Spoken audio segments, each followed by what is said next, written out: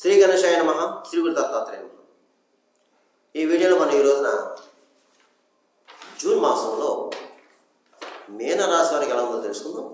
మీనరాశి పూర్వాధ 4వ పాదం, ఉత్తరావాద 1, 2, 3, 4 పాదాలు, రేవతి 1, 2, 3, 4 పాదాలు మీనరాశిలోకి వస్తాయండి.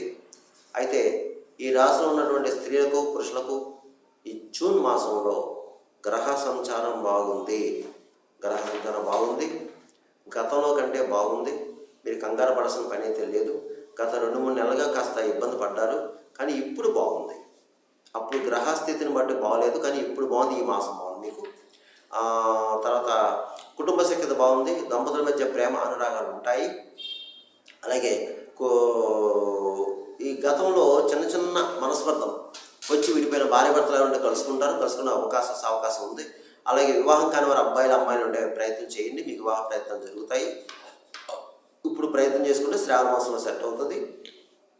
అలాగే ఆర్థికంగా నిలదొక్కుంటారు. సమయానికి ధనం చేతికి అందుతుంది. అయితే అధిక ఖర్చులు ఉంటాయి. వాహన రిపేర్లు, ఇంటి రిపేర్లు ఉంటాయి. అయితే మీకు వాహన యోగం కనిపిస్తుంది. పాత వాహనాన్ని కొత్త వాహనం కొనుక్కోవడం అయితే డైరెక్ట్గా కొత్త వాహనం కొనుక్కోవడం జరుగుతుంది. ఇకపోతే మీకు శుభమూలక ధనం ఏమవుతుంది మీనరాశి వారికి. అలాగే కొన్ని సందర్భంలో కాస్త రుణాలు చేయవలసిన పరిస్థితి కూడా ఏర్పడుతుంది కొన్ని సందర్భంలో. అలాగే ముఖ్యంగా మీనరాశి వారు ఆరోగ్య విషయంలో మాత్రం జాగ్రత్తగా ఉండాలండి.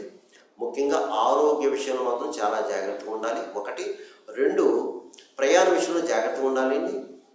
దూర ప్రయాణం చేసేటప్పుడు, అలాగే వెహికల్ 2 వీలర్స్ కానీ 4 వీలర్స్ కానీ, అలాగే రోడ్డు క్రాస్ చేసేటప్పుడు కానీ చాలా జాగ్రత్తగా ఉండాలని మీనరాశి వారు. ఇకపోతే తీర్థయాత్రలు చేస్తారు, శుభవార్తలు ఉంటారు. శుభవార్త దాని ఏమవుతుంది, బంధుమిత్రుల యొక్క సహకారాలు కూడా మీకు లభిస్తాయి. అలాగే పాత మిత్రులను కలుసుకుంటారు.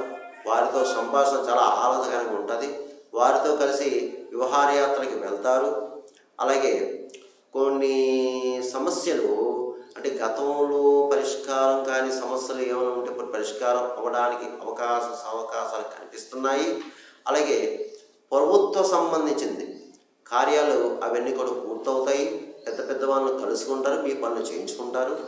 అలాగే సంఘంలో మీ మాటకు గౌరవం విలువ పెరుగుతుందండి ఈ మాసం మీకు. అంటే గతంలో మీరు కాస్త అవమానాలు పాలయ్యారు, కానీ ఈ మాసం మీకు సంఘంలో మీ మాటకు గౌరవిస్తారు, విలువిస్తారు.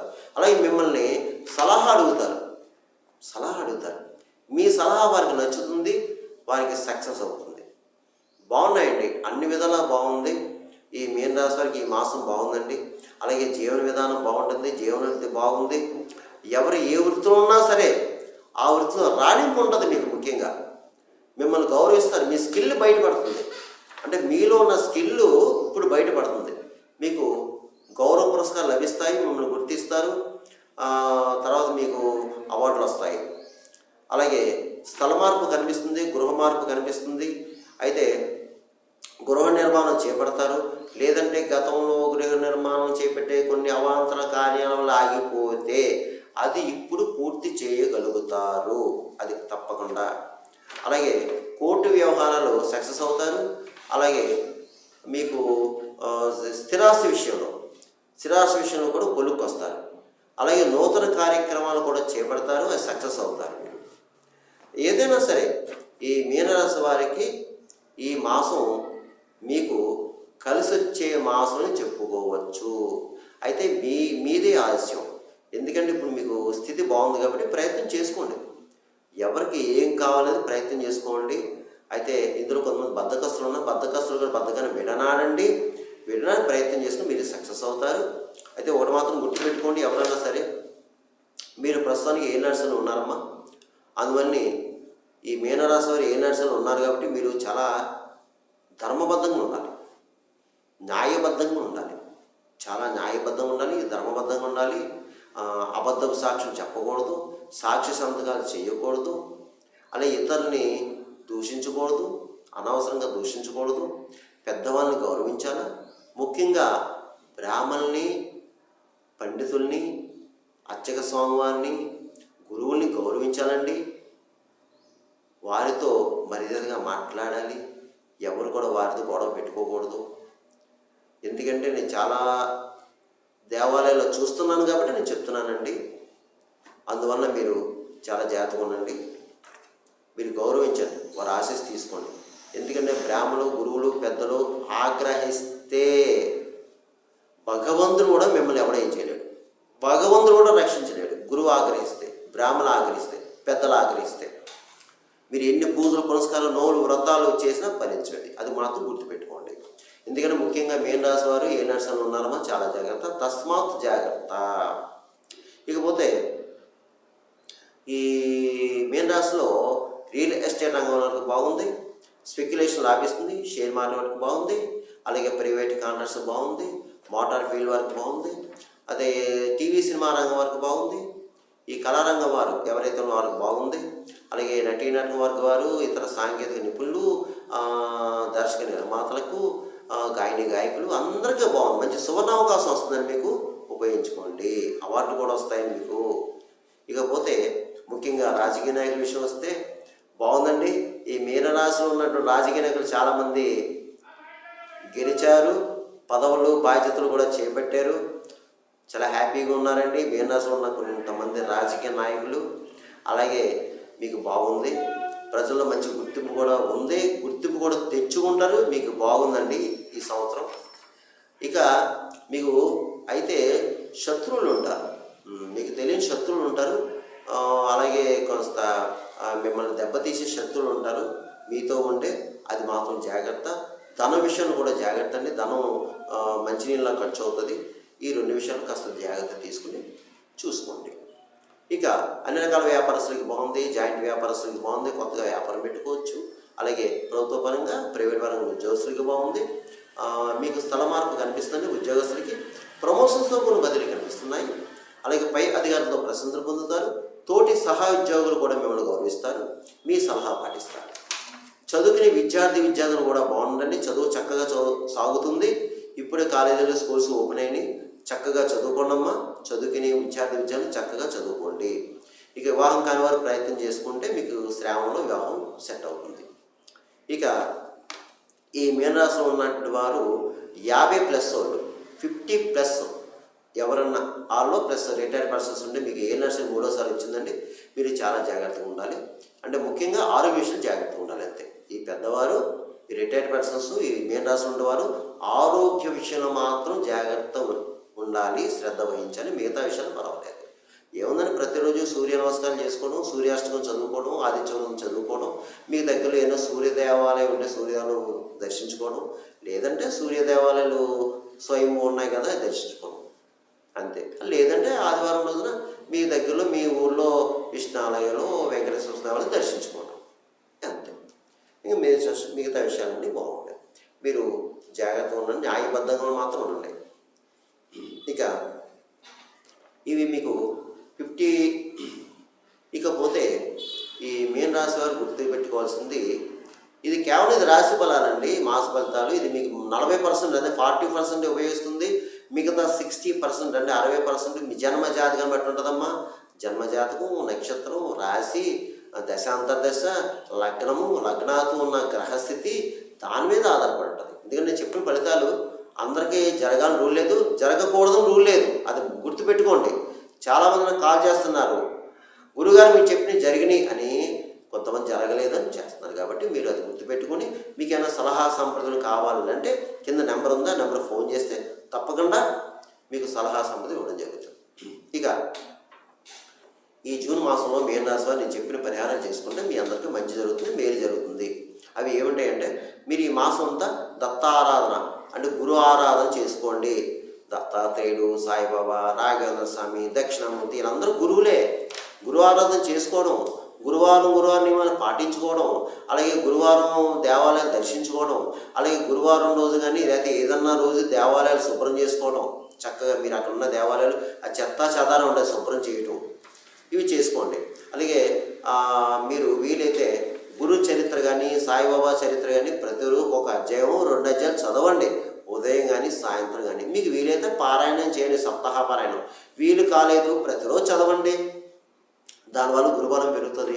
అలాగే ఒక గురువారం తప్పనిసరిగా, ఏదో గురువారం తప్పనిసరిగా శనగలు కిలోంపావు శనగలు, పసుపు రంగుల వస్త్రం మూటగట్ట అయ్యగారికి దానం చేయండి. ఒక అర డజన్ అరటిపళ్ళు కూడా దానం చేయండి. అలాగే ఇప్పుడు మామిడి పళ్ళు ఉన్నాయి కాబట్టి మామిడి పళ్ళు కూడా దానం చేయండి. అలాగే అక్కడ ఎవరైనా గురువులు ఉంటే గురువుని ఆశీస్సు తీసుకోండి. గురువులు పెద్ద పెద్ద కొంచెం 50+ 60+ గురువులు ఉంటారు దేవాలయంలో. హోమం చేసి గురువులు ఉంటారు అక్కడ. ఆ స్వామివారిని ఏదో యథాశక్తి దక్షిణ తాంబూలం వచ్చి ఆ గురువుగారి ఆశీస్సు తీసుకోండి. గురువుగారి ఆశీస్సు తీసుకున్నాము తప్పకుండా. అలాగే వీలైతే ఈ రాశివారు శనివారం శనికి తైలాభిషేకం చేయించుకోండి. అలాగే ప్రతిరోజు శివాష్టోత్రం చేసుకోండి.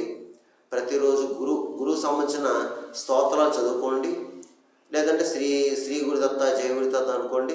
అలా అవకాశం ఉన్న గురువు టెంపుల్ దర్శించండి. స్వయంభూ అంటే పిఠాపురం దత్తాత్రేయుడు, గానగపురం దత్తాత్రేయుడు, షిరిడి సాయిబాబా అలా చేసుకోండి. లేదంటే అవకాశం ఉన్న షిరిడి వెళ్ళి సాయిబాబా దర్శించుకుని, అలాగే శనివారం పక్కనే ఈ శనిసింగనాపురం ఉంది, అక్కడికి వెళ్ళి తైలాభిషేకం చేయించుకోండి. అలాగే వీలైతే ప్రతిరోజు కూడా హనుమాన్ చాలీసా చదవండి, అయితే వినండి. కాలభైరష్టం చదవండి, లేదంటే వినండి.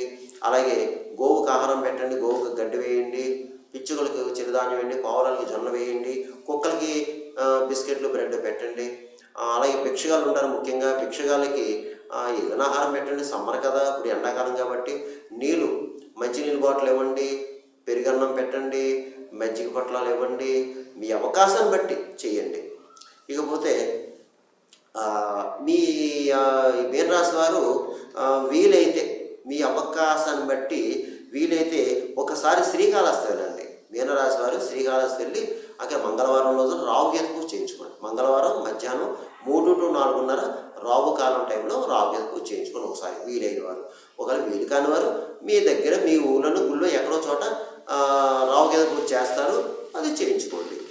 ఇకపోతే ఈ మీనరాశి వారు ఏ నర్సరీలో ఉన్నారు కాబట్టి అమ్మ తప్పకుండా గుర్తుపెట్టుకోవాల్సిన విషయం ఏంటంటే,